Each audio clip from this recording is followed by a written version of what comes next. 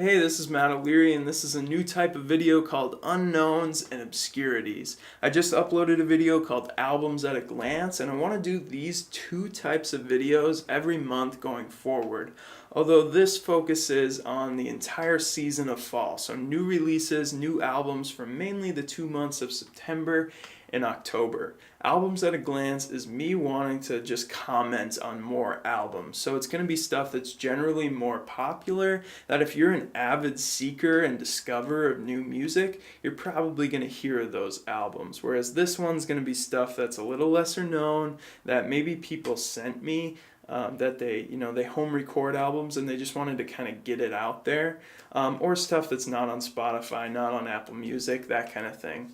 I'm going to put all the Bandcamp links in the description box below where you can check out these albums. Hopefully you find something you really enjoy, and I think that's all that needs to be said, so let's get it going. We'll start things off with some space rock from the Netherlands. It's the band Mammoth with their album EXO. First off, this is some awesome and vibrant album art. I love hand-drawn album art, and this is especially gorgeous. It reminds me of some of those 70s Yes covers. The music itself is pretty trance-like in its incessant repetition, bringing to mind bands like Tool and Swans with its low-tempo heaviness. It's kind of stoner rockish, but without the fuzzy riffs.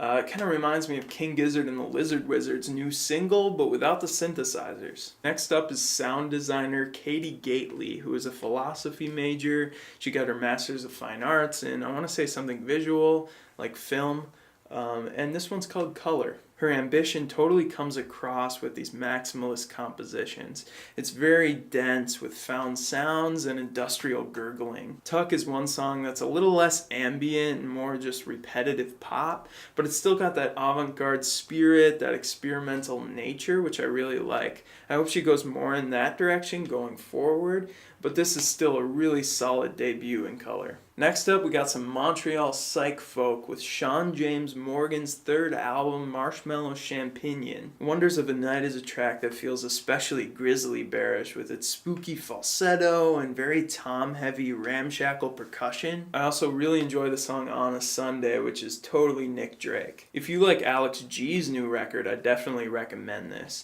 The first few tracks are pretty underwhelming, but it really picks up halfway. There are some dingy recording moments, but it kind of fits the lackadaisical mood pretty well. Next up is the French band Totorro with their second full-length album Come to Mexico after 2014's well-received Home Alone. There's a nice mix of this atmospheric post-rock and lively math rock. The band's sound is just totally locked in. It's a very consistent and fluid listen. It's just a very pleasant, very lighthearted effort overall. Brimming with ideas and sudden tempo changes, this band has such a clear identity.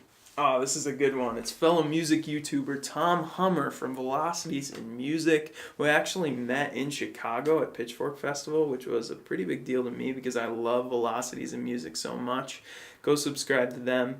And check this album out. It's his fourth one. It's home recorded, and it's called Dystopian Blues. And this one's a noticeable departure from his other three. It's an instrumental post-rock album influenced totally by dystopian sci-fi films. Such a cool idea. And it's executed very well. The mixing is so balanced and punchy and crisp from high to low. Although the progressions often just repeat into oblivion, his ear for dynamics really comes through as the visceral moods and emotional tones are always shifting. My favorite song is Blue. It feels like lounge jazz inside of an abandoned prison with evil spirits crying out in despair. I do wish the staccato bass playing was a little louder in the mix. And sometimes the performances are stagnant and slightly behind the beat, so instead of pushing it forward with energy, there's almost a dragging lethargy to it. Given the dystopian theme though, this kind of works in a way. I just love the experimentation from this guy. You can tell he really loves being in the studio and perfecting his ideas and his craft. Good on you, Tom Hummer. Alright, moving on. My four favorite metal bands at the moment: Mastodon, Haken, Tesseract, and Mammoth. You heard right, Mammoth, the progressive metal and fusion band out of LA on their sixth release. I'm constantly searching for bands that do this sound as well as Mammoth. I love the jazz elements and melodic sensibility in these songs. And like last year's Innate, this album definitely will end up in my top 15 of the year. Here's a little description straight from the band's Bandcamp page about the theme of Deviations.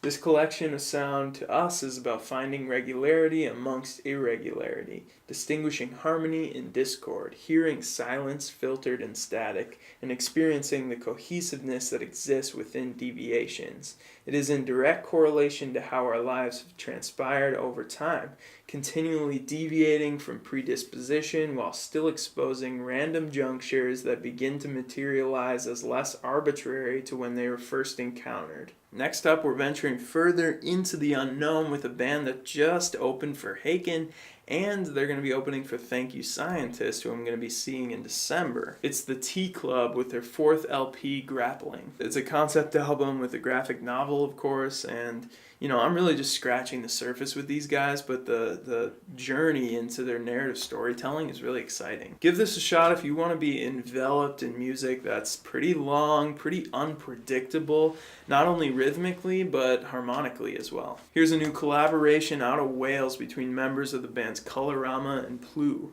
It's Bendith with their self-titled debut. It has this pastoral quality that really will have you yearning for simple times, a life of traditional family values, green pastures, and enchanting fables. This album's opening up a new world of this Celtic and Welsh folk music for me. And although this may sound really traditional, I think it's important to celebrate timeless musicality. I have zero idea what the lyrics are, but the robust harmonies and quality of the melodies translates universally. And I can't say any of the song names either, but this language sounds so cool when sung. They're just sounds that I can't even recreate. Finally is a band I actually covered in a previous video, what I'm listening to from the summer.